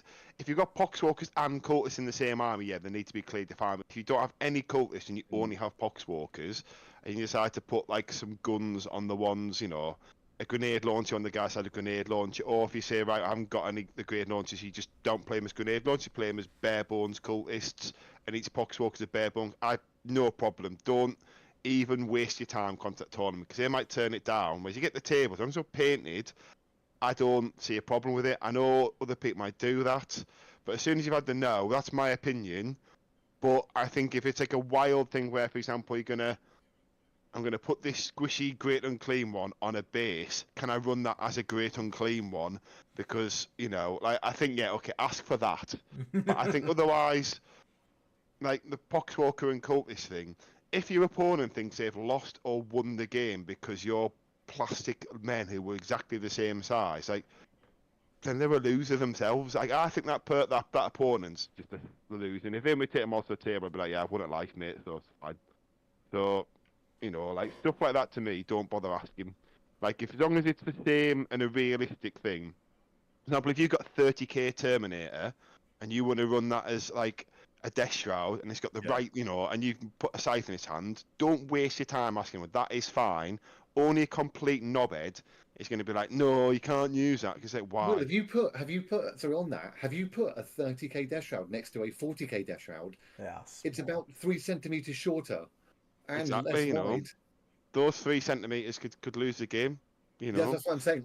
I personally would go. There's no way you're using those as death Oh, shrouds. really? You would? No. God, because I've got old predators. You see, my predators are slightly smaller and everything, but like they're not that much smaller. It's It only changes the game. because if you put 6 of them on the table as a group, and they're holding their size, and they've got their size holding out and stuff like that. 30k Terminators in a group of 6 is much easier to hide as a unit. I would never put those on the table and be like, but that's just me. But I think would, it's I would fine. never As long as try they're on and the right size base, is my opinion on it. Like if the base size, because if the base size is right, like if you put all the size in, and you spend them also the size that overlapping, it's it'll be the same either way. And the reality is with terrain, it's all 5 inches. Like, do you know what I mean? Fair play, that might be 3 millimeters shorter. Yeah. So instead of being 2 inches lower than the terrain, it's 2 inches, Just 3 millimeters. Doesn't make a difference. Terrain. For me, it does. If you're trying to squeeze them into behind a piece of terrain, it's easier to hide. Like you haven't got a size sticking out around the corner of a building, Just fiddle the or you size can't inwards, develop though. an angle, or you can't develop an angle as easy onto that unit. It's just that's me personally, but I think I would go their 30k models not. Oh, really? No, I wouldn't. I wouldn't there. Yeah, I wouldn't be bothered by it. Like I say, if an opponent asked me if I was forced to take it, I'd take it off the tail. And it'd be like, well, because like I say, the reality is I don't think that interaction can have any outcome with any effect of the outcome of the game. Because you can definitely hide all the death shrouds if you just poke all the size inwards. Like it just means you have to, because you get free move on the pivot. Don't forget, like that's not part of your move. So it's. But it's still, I still think it's like what I don't want ever to happen though is that something came down to the winning or losing of that game for either player because of that model being physically smaller. Yeah, no, but generally smaller models come down with like other problems. So, for example, it might be that say you wanted to shoot off the end of the scythe, you're also further away from it. Yeah. So I don't know. My cat's yowling at the door. Hold on. That's all You right. come back. But no, it's an interesting debate though. Yeah. Like I know other people have got like other different opinions, but it's like when people come up with like their special weapon guys have all got melter guns, but I'm going to play the game as everyone with a special weapon has a plasma gun. As long as that person only rolls plasma guns, I'm not. Oh, she's well cute. No, I get what you mean, Will. So next one we got is Hoss Boss coming in with, before finding this channel, I thought I was the only psychopath that yeets a Land Raider down the middle. Blitzplague is my bread and butter, baby. Ha, so much love from Canada. Fellas, you guys are awesome. And funnily enough, after that was Zito saying evening folks. So he was like, I'm the only idiot. I thought I was the only idiot that runs Land Raiders at people. And Zito, who literally just did that, was like, hi guys. Which is kind of funny. But thank you for the kind words there, Hoss Boss. Thank you for becoming a member as well. So then I really want to try a Land Raider off Zito's episode. So for the people who are tuning out, this is a silly episode. We've done some serious stuff. Go at the last one. It was really interesting. If we're at an event together and you want to borrow one, I've got 2, so I can happily lend you. I can happily lend you one if you want. Got 3, mate. So we've got Glass Half Dead. Glass Half Dead comes in with a comment saying no one likes coconut chocolate. To be fair, incorrect. I like bounties. I like coconut chocolate. You get out of here, Glass. I like the taste of coconut, but I hate when it's got the bits in. Like a bounty tastes nice, but then you end up with like a mouthful of like bits. Oh, I don't mind it. I don't mind that. Martin Brand is asking, on your diet of Mountain Dew and chocolate, how are you so skinny, Will? That's Gotta run diarrhea. it off, haven't you? Yeah. Do you know what? I watched that. Have you seen that South Park episode where it's like very quickly before I we forget. watched that the other day. Yeah. Like I had like a bottle of Mountain Dew, and the missus Was was it looking at me being like, Shaka bra. Thank you very much to Dana Johnson for the $10 super chat. He's submitting a bribe for a perfect plague dealing with Yunari detachment. Please fill the Nurgle. It's so painful to play. I'll look into it. I've not even played against it. I'll take your word that it's painful. That's the one that has like the reactive move whenever you kill something, which seems a bit bullshit. But yeah, I'll check that one out for you, mate. I'll let you know what I can do on that one because I need to play against that. It doesn't sound very fun from what I've seen though. Hugh Janus says his name's not really Hugh, it's actually Mike, so it's Mike Janus. I actually thought it might be a real name. Oh, his name is Mike Fuck you, Mike. Mike Oxlong. Fuck you. I hope you said it as well. God damn it. Fuck you. And do you know what's even funnier is though he spelled it differently, Janus is the two-faced god. So he is two-faced. He's tricking you with different names and different. Oh, I can't believe I fell for that. Oh, That was so good. That was no. brilliant. That was like the Jimmy That was Savile thing, brilliant. wasn't it? Help me milk Yeah. a cow blindfolded. I'm so I'm so shit at picking sport. That Okay. was brilliant. Oh dear me. Oh no. Dana saying Twinkies were designed to withstand nuclear war. Yeah, that's fair enough. Yeah, they were. So let's go on a bit. So we come to a bit more recent. Did you guys hear about the Flyblown host tournament winning list in New Zealand? Yes, I did. So we'll be covering that in Infection Critical tomorrow. But yeah, Flyblown host won a 38-player GT in New Zealand, which is awesome. So congratulations to Nice. that guy, Well done. and well done for doing that one. Good work. I'll break it all down probably on a video I'm going to make for tomorrow, which is going to be Infection Critical. So keep an eye open for that one. Tank, hello Tank, welcome. Good to see you in the chat, mate. Oh, nice, hi, Tank. There was a guy running 30k Death Shroud at ITT. It looked awful, but we said nothing. It looked. It's like he's just. I'm massively He's just in a the- hobby in snob. the- Don't worry. I'm massively on the down on this, aren't I? I thought I was going to be like, yeah, go Well, on, Will. You he you does you say- say, and everyone's like, no, Will. He did say they did nothing. So Yeah, he did say, "I'm with Will. It needs to be something ridiculous for me to moan about." I think he's just more disgusted at how they looked rather than happy with it. I mean, we won't say the player, but there was a list that Aiden played against a UKTC, and my God, that was an absolute travesty. He had a sister's, what the flipping Oh. organ tank. Yeah, We don't say his name because obviously it's Yeah. unfair to do that. But like that army was an absolute joke. Like he had a sister's. It was a Chaos Space Marines army, by the way. But this is his sister's Retributor as a Chaos Space Marine Rhino. yeah. Infiltrators is chosen, Yeah. all badly painted. None of the weapons matched I up. would have been like, Dave. I did, but Dave Well, thought. Aiden didn't, but someone else did late in the tournament, and yeah. But luckily, well, not lucky for him, another player dropped, and then they had the same meta army, so that other player gifted him his army use the rest of the tournament. But we won't add names to it because if the story might have been told on another podcast because it was one of the talks of the event kind of thing, so people might be working up. If you don't know, we don't want to name and shame that far. But it was an absolute joke, and that person should be ashamed of themselves, by the way. Yeah, especially And 'cause that person it was like also playing, has it a was playing, platform. So if they want to respond to that, feel yeah, free. they were playing to top. They were playing for top table as well. I feel like if you're playing for top table, you shouldn't be proxying models. Like, It was a joke. That's the I'm thing where I fine. would have I would have been over and been like, mate, get your army off the table. Yeah, I wouldn't mind too That's much. what you need to approve before you arrive. Yeah, if you're going to do that. If someone was going to run a Blight Lord as a Death Shroud, like, okay, sure, I could let that slide, but like, he was running like it was like Black Templar, Intercessor, Assault Intercessors as chosen. No I'm just way. like, that's not even. He's like, a remotely good close. player as well. He's Yeah. someone who's definitely been interviewed on other podcasts as a winning GTO. So like I say, we'll skip past that one because we're going to get Moving into on. sort of mud raking. But yeah, that was one of the worst things I've seen in terms of proxies. Prometheus Williams saying Aiden did not finish Morty for you, so she's working on upgrading Morty's wings. Give me 2 seconds. I can actually pull it up on the thingy. So let me have a look on the. If I add a new window to the stream here, I'll get this. And where's window capture? There we go. Window capture. Add a new source. Discord caps. There we go. Discord. So there you go. Let me just. Oh, that's the wrong source. That is us guys on Discord. I wanted that one. There we go. So stream should now be able to see our painting chat. So if you're painting on something during the stream, make sure you share it in this little painting channel here, and I will show it off to the stream so everybody can see your glorious work here. So there we go, up here. So yep, she was working on the last bits we had were. I think she posted up here. So yeah, there's the Mortarian wing that she's currently working on upgrading. It's far better than anything I could do. She got a bit more work done on it today. She's almost finished one side of one wing after 2 days. So Wow. it's getting there. It's just Well done, that. Great yeah. job.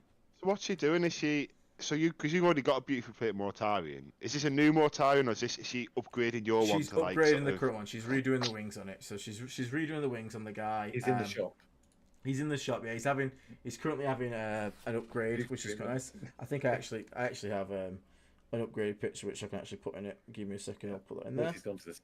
Let me have a look. If you guys want to take over chat for a second, Yeah, I'll I'm just... having a look. So, I mean, there's a lot of food chat still. There's a lot of love for Wallace and Gromit. Some really nice blue Death Shroud in the chat there from Tasty Mold. Good name. Mm. Oh, they look really nice. Prometheus Williams says Texans love Wallace and Gromit. Tank Robert said which combat patrol was as well designed as AOS Spearhead. CP is a bit. It gets demonetized.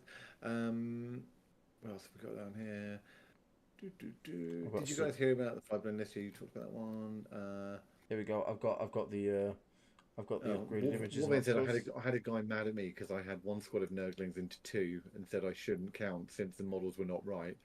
So I mean, you did the stack of Nurglings and took a couple off and put them onto another base. See, stuff like that. Like, why does it matter? That's way too extreme. It's the same silhouette. It's the same silhouette, it's the same model. You even use the same ones. So that's the more updated picture of the wing there. So that's what she's got it like now. If you have the stream open, you can see it. So it's got even more veiny bits on it now. So now we've got a proper transition from like the fleshy glow to the green. So good luck to get the rest of that. I've been working on it. She taught me how to paint rusty effects on weapons. So this is what I personally thought. This is my painting now. This is what I've done.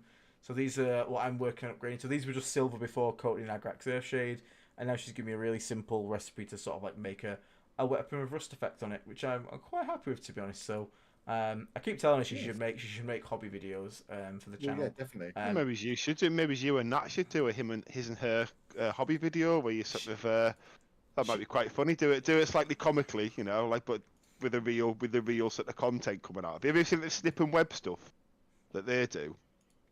If people haven't seen Snip and Web, it's really good. So I assume there are a couple, and they review but they're old codexes, but they do it kind of satirically, but also reviewing them honestly at the same time. And like, 'cause some of the old codexes have got like some questionable lore in them, like especially the AOS ones, and they're sort of like they highlight it and they highlight them change, but they're genuinely quite engaging. So Snip and Web, I'm sure they've done one where it's like the 3rd edition Chaos Space Marines codex, which before Death Guard. So that's the last Chaos Space Marines when I played out with the kids. That's how I discovered them. There is a bit of lore in this game that is my favourite bit of lore, and it's so stupid and no one knows about it, but it is very real. And if you guys are okay to go for another 5 minutes, probably over time, I can explain it to you because it's the stupidest story I've ever read, and it's actual official Warhammer lore. People saying getting that on for painting tutorials. I've tried. She's mortally terrified of public speaking or being on videos. So you guys will have to beg her or bully her really hard. Pre-record it, make a little video, and you can watch it back and make sure you're happy before it goes out. She doesn't even want a voice on it. She's like proper against it. But we'll see. Maybe I can strong armor. Okay, so there's a story called Hell in a Bottle. I don't know if anyone's heard it, but this is back when Warhammer lore was a bit crazy. It's about Mountain Dew. No, unfortunately, it's not about Mountain Dew. It's about Mountain Dew. It's about a chapter of Marines called, I think they call it Iron Hearts or something like that. And there's a character who's called Tydeus or whatever. And he is a... So, this is back when Iron Hearts had its own Primarchs. This is back when chapters had Primarchs. Primarchs didn't exist, they were just like chapter masters. And he was an aspirant who was so good... He was in line to become the next chapter master, okay? The only slight problem with it is that he basically rejected the implants for Marines every time he had the surgery. Right. So he failed his surgery 2 times, and on his 3rd one, he actually got permanently ill from it. So he was permanently made ill. Now, the very interesting thing about this chapter is they had a machine. I can't quite remember the name of the machine, but basically it was a VR training program, okay? Right. Mm-hmm. So... They trained new Marines on this VR headset, and he would be the one to basically teach them all how to be good Marines. The guy who can't be a Marine was teaching everyone how to be Marines, okay, in this VR headset world. And he basically was the engineer. He got given janitor duty because he couldn't become a Marine, so he would maintain it, look after it, and clean the place, which is a bit of a step down, if you ask me, from being a chapter master aspirant. A little bit. But then one day he notices the machine turn on and start going a little wacky, okay? And the machine has basically, he looks into the machine, there is a corn demon invasion by a guy, a Chaos Lord. It's a very real Chaos Invasion. Chaos have accidentally slipped out of warp space inside a VR world. This is real lore. And this guy is called Kargon the Seed Bearer, which is hilarious because the hero is the guy that cannot take the gene seed, so he has been nicknamed Tadeus the Seedless against Kargon the Seed Bearer. So it's so dumb. So he has his duty as a space marine and he gets locked into this VR machine. He puts on all his gear and he goes to fight Chaos, okay? So he's in a VR machine. Everything is made up. He has access to the full Space Marine loadout. So so what would you give yourself? An entire Khorne Demon invasion, you got to fight against it. What are you gearing yourself up with? As in one individual. Yeah, you are still a Marine, but you could give yourself any Terminator armor. with like assault cannons and lightning claws and everything. Yeah, like Cyclone missile launcher and all that stuff. Yeah. So he puts on Terminator armor. He does that bit right, but then just like an online game, it's like he spent all of his credits, his in-game currency, on his armor, and then he decides to pick up a bolt pistol and chainsaw. Level 1 salad fork. Like, literally, so he goes to work fighting off this Chaos invasion with a chainsaw and bolt pistol, and he's doing really good. He kills like all the demons, but unfortunately, in the end, he's overpowered by Kargon the Seed Bearer, who implants a seed into Tydeus the Seedler, so he finally gets his seed. Which then, basically, he becomes a warp portal, which allows the Chaos Marines to escape from the virtual reality machine and take over his home planet, and it all falls to hell. So this guy, who was a chapter master aspirant, rather than just turning off the machine and just killing everyone inside it, decided not only to go into the machine to fight Chaos 1 versus 1,000, but then also fucked up his loadout, still lost, and got his entire chapter erased by a Khornite invasion of demons. It sounds like someone had just watched Tron and then decided to like write this story. This is real lore. I'm just pointing out that this is canon. This is canon. They almost illustrate the story is called Hell in a Bottle, and it is still makes me laugh to this day because of how absurdly stupid this story is. I mean, he probably didn't even have a good gaming mouse. No, he probably didn't. Like, he probably didn't have his DPI high enough. Couldn't shoot enough demons quick enough. To be honest, I bet when he probably lost to the Chaos Lord, his last words were lag. Disconnected from server. It's just the stupidest story I think I've ever read. It reminds me sometimes that although 40k can be like this super like dark serious setting as well, we still have moments of absolute silliness, and that's just one of my favorite stories from like all of 40k because it's just so stupid and like ridiculous. Like you could have spawned a tank if you wanted to. You're in a VR machine. He's just like nah, chainsaw and pistol, that'll do the job. We've got to jump off in a minute. I just want to reply to Hugh who said, or Mike, if DGD won't play my 3D printed army, then I'll only let him bring the models he's painted himself. Well, that means you're going to have nothing on the table, and I'm going to have a plague surgeon, which means my plague surgeon will win. Here you go. I've just shared the snip web thing, by the way, in the chat if you want to watch it. But I love that, Dave. I love that as the counterplay. You can't use 3D models. You can't use models you haven't painted then. I think that's fair enough. Plague Surgeon takes on 2,000 points by himself. But yeah, but some of the old Games Workshop stories, by the way, especially from what would be old world or now, there's like some out and out borderline racism in some of those stories, by the way. This is why, like the snip and wet, it's the Dogs of War one. Is they're highlighted in a really funny way. There's like, cause they're all, some of them are like based on like, they're linked to like bits of Europe, and the ones linked to Italy are like, oh, it's like, what's the line? It's like, oh, they have to eat up their pasta like good little spaghetti loving warriors or something like this. Like it's worded worse than that. I can imagine. Yeah. So yeah, but changed. I've shared in the link the Chaos to the third edition Chaos Space Marines Codex, which is where Death Guard were at the time. So if people like it, you should go for their content. It's genuinely quite funny. It's like a sort of sarcastic sort of like history of old Warhammer, basically. Yeah, so it's fun and informative at the same time.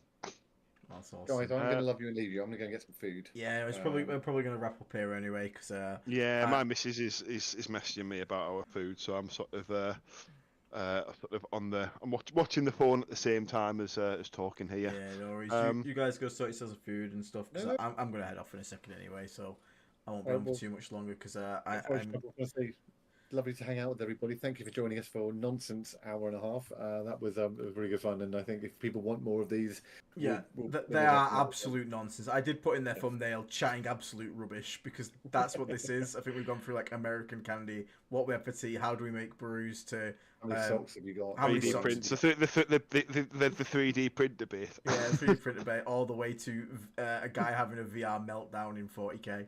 Okay, perfect. So, but yeah, so thank you very much for sort of tuning in. I hope you guys have enjoyed it and had a bit of a laugh. These will continue if people enjoy them. Like I said, I know these aren't really the biggest, most popular streams because they are just absolute nonsense. But if people just enjoyed like an hour and a half of us just monging out and talking about absolute random bullshit, then let us know and we'll make sure we do at least one a month because it is quite funny, to be fair, to just have a bit of chat. Yeah, I think next week we've got obviously Manchester focusing on. Yeah. We can talk about the lists that we're taking, how we've come to those conclusions, and also look at maybe some of the Death Guard lists and some of the players who are in attendance who could be expected to win it. That might also be where we can sort of maybe pick out a couple of Eldar lists, for example, and so that might give us. I imagine Vic Vijay or one of those kind of caliber probably players right. will be there, so we might be able to grab his list and sort of talk through that, and that might give us some info on what the meta build could be, or one of them. I mean, I mentioned this as well privately in our chat. I think maybe at some point to do a Flyborn host tier list, how the units that we have tier in that particular detachment versus the other one, because there are a few things that sort of have more value there. But obviously, well, if anyone is viewing this later and you want to sort of get involved, comment of some topics you'd like us to talk about, and obviously we can look at those and consider them for future episodes. Indeed. And yes, for the comments, the Christmas tree is not coming down. I'm refusing to take it down because it's becoming an ongoing joke now. So that is staying. It's Christmas every day in Aiden's It's house. always Christmas here. Do you have crackers for breakfast as well? Yeah, but no cheese. We like it dry, like your Sunday dinner. Right, everyone. We'll catch you all on the next one. And yeah, I probably. Hang on. Oh no, go on. Your whole thing. If I wanted to get better, Manchester's coming up. I want to get better. I want to practice. Where might I go to get that practice? Who could help me? Right, with this really quick. Stephen Pox, Vanguard Tactics, won the GT we were talking about earlier. Go check those guys out. Training courses, academy, free bat reps, multiple times a week. Members lounge, VanguardTactics.com, or search Vanguard Tactics on YouTube. And Aiden and I both play for them, and Aiden is their coach. So, Will, we'll do the usual. If I broke my Mortarion and I only had my 3D printed one, which I'm never going to use because I don't agree with it, where do I get a new original Mortarion? I'd say you finally use the 3D printed one, at least at an event I'm running. But if you wanted to buy some other models, then, Element Games is an amazing retailer in the UK. You already get a lot of discount on there, and we're affiliated with them. Any money you spend, go to our affiliate link. It's linked to on our channel, or hopefully in the description of this video, and it gives a little kickback to us. Well, it doesn't cost you any more. Aiden, if I'm keeping track of my my auras, my contagion ranges, but just want someone on the table just to help me. For example, maybe I keep forgetting how big 3 inches is. Are there any contraptions that could help me? So first, you can unzip your pants and look at the size of that for 3 inches. I wouldn't be on the table that much, you know what I mean? But no, if you actually want to go check out our friends' Etsy link below for Saltire Games, they sell all kinds of contagion range markers, 9-inch deep strike markers, all good stuff like that. And they are Discussing Resilient Podcast branded. Use promo code NERGLE to get 10% off your order as well. But yeah, I think that's everything, isn't it? That's everything. Dice and fashion as well. So we have. Baron of we Dice. have a Baron of Dice. Where do we go for the branded T-shirts and things like that? Is where you can pick up incredibly fashionable, disgustingly resilient merchandise. So yeah, you can check out drpstore.com. Nice. There we go. And like and subscribe, everyone. course. Tell everyone about the amazing Death Guard content out there. Maybe not this one. Maybe not this one. Right, everyone. Less than 180 subs to 9k. Ooh, we're getting there. There you go. cheese is on the horizon. The cheese. If everyone please just sets no. up a new email address, makes a second YouTube account just to follow us, that will be real 18,000. followers. But on the outside, it'll look really good. All right, no, right, everyone, we're heading off for now. Stay right, everyone. I'll leave you some Yeah. tunes. See you in the Take next care. one, guys. Bye bye.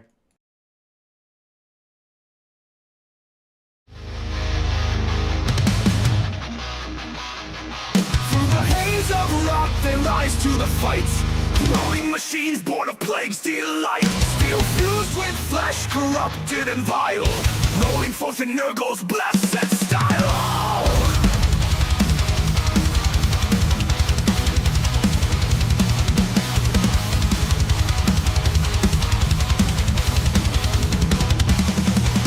Their engines scream like a tortured choir, belching smoke in unholy fire.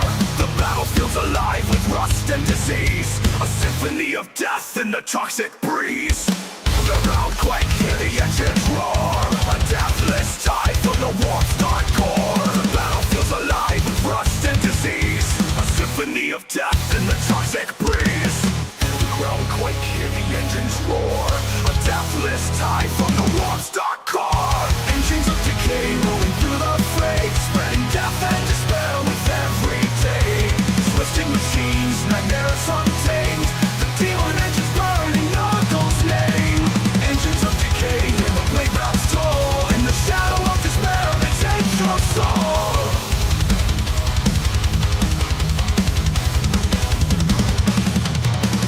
Fetid blow drones with their pestilent hum. Rock flies screech as the end has begun. Cursed abominations defying all life, they carve through flesh with their rusted knives. Flamers crawlers grind the earth below, spewing bile where the dead trees grow. The grotesque forms applied upon man, warp forged horrors in the grandfather's plan. Feel the ground quake, hear the engines roar, a deathless tide from the warp's dark core. Engines of decay rolling through the fray, spreading death and despair with every day. Twisting machines, nightmares untamed, the demon engines burning Knuckles' name. Engines of decay, hear the blade bells toll, in the shadow of despair they take your soul.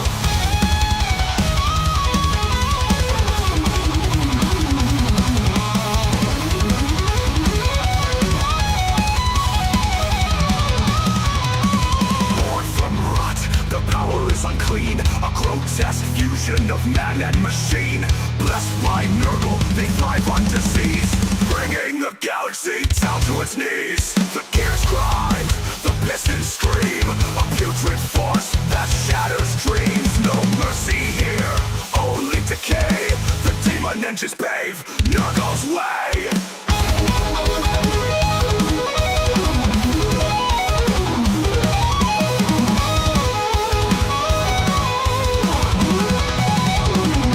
Engines of decay rolling through the fray, spreading death and despair with every day. Twisting machines, nightmares untamed, the demon engines burning Knuckles' name. Engines of decay, hear the blade bells toll, in the shadow of despair they take your soul. Rust and ruin mark their unholy tread, machines of Nurgle, the bringers of dread. The skies are dark, the fields are gray, hell the death god